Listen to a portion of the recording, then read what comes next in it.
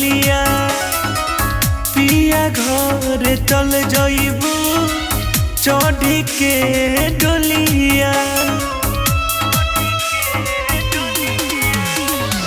सुनला गताटे पशु के होलिया पिया संगे चल जाइबू चढ़ी के डोलिया।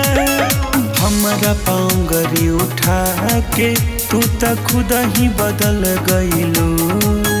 हर साल तू खेललू रंग अबीर सो दिलवे से हमारा खेल गईलू। हर साल तू खेललू रंग अबीर सो दिलवे से हमारा खेल गईलू।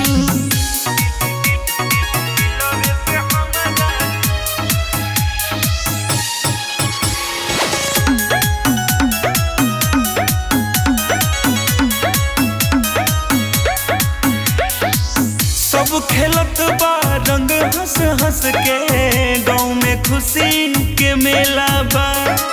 हमरा दिल के हाल न पूछा भीतर से सब अकेला बा।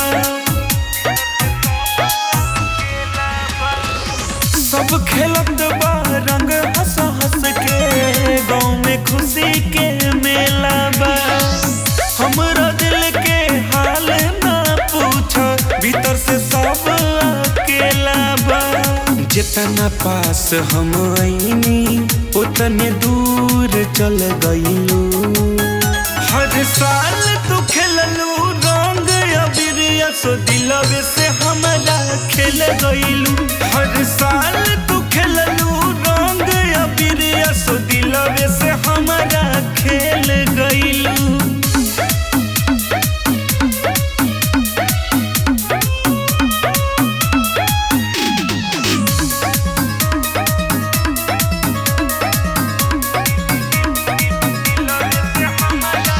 सबके होता बाटे संगे तब लागे जिंदगी खाली बा। तहरा यही मत खाती जन राहुल बजावत ताली बा। सबके होता बाटे संगे तब लागे जिंदगी खाली बा। तहरा यही मत खाती जन राहुल बजावत ताली बा। भांग के नाम पर जहर मिला के दीपेश के पिया गईलो। हर साल तू खेललू रंग अबीर सो दिलवे से हमारा खेल गईलू। हर